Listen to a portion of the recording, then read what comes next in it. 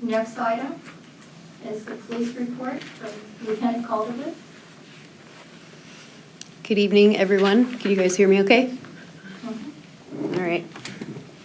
Okay, so I wasn't here last month to report on October, so this presentation will be a little bit of the October stuff as well as November.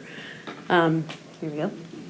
So October and November events that the traffic division worked. In October, we had quite a few.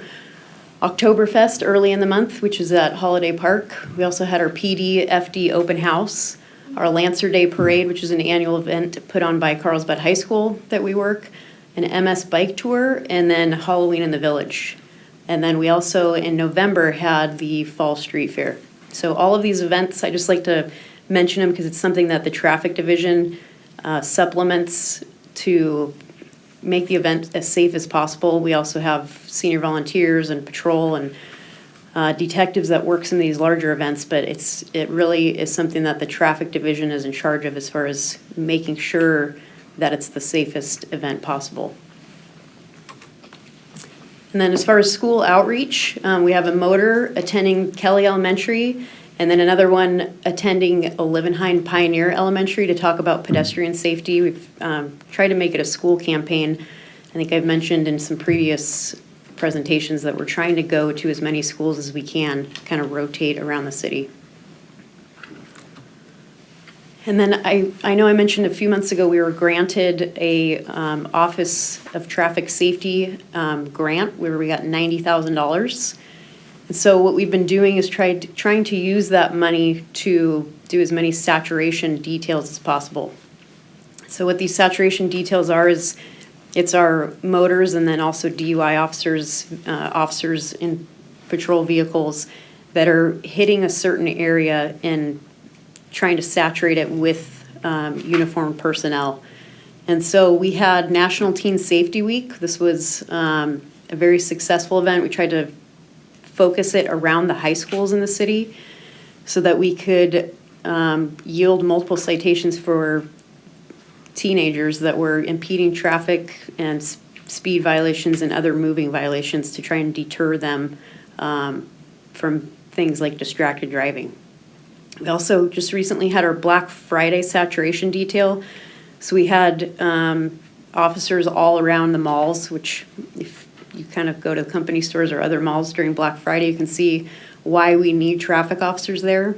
And then we also had Buckle Up for Safety the Saturday after Black Friday, where the motor officers were specifically focusing on seatbelt violations. And usually the weekend after Thanksgiving, it's a celebratory weekend, and it's one of those weekends that we really focus on traffic safety. So we had the buckle ups for safety, and then we also had DUI officers out every single night around the entire city.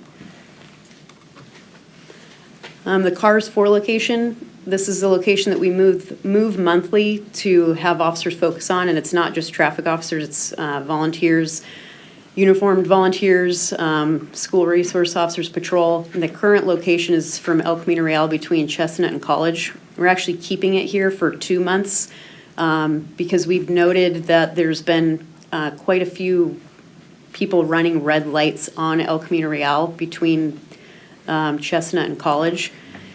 It came in as a complaint from a citizen about people running red lights, and we have noted that people are. So we have motors that are just kind of driving up and down El Camino Real, specifically in the morning hours is when we were getting the complaints. So like I said, we try to rotate this location every month, but we're going to keep it here for a little while.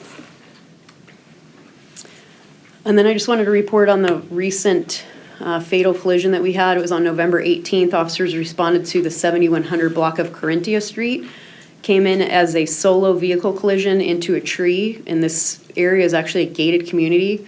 Officers arrived on scene. They found an unconscious male that was in the driver's seat, and he actually passed away a few days later after being transported to the hospital. And we just got the medical examiner report that there was alcohol found to be in his system. So based off of the collision investigation, it looks like he was highly intoxicated and lost control of his vehicle, crashing into a tree in a neighborhood. that's the end of the presentation, but if I may just say two other things. One, I know last month, I think there was a question about a crossing guard potentially being hit in the crosswalk near Calavera. The information that I have on that was the crossing guard was in the crosswalk and was grazed by a vehicle. This information came from the crossing guard supervisor. The crossing guard was actually the person at fault and was in the intersection for some reason against the green.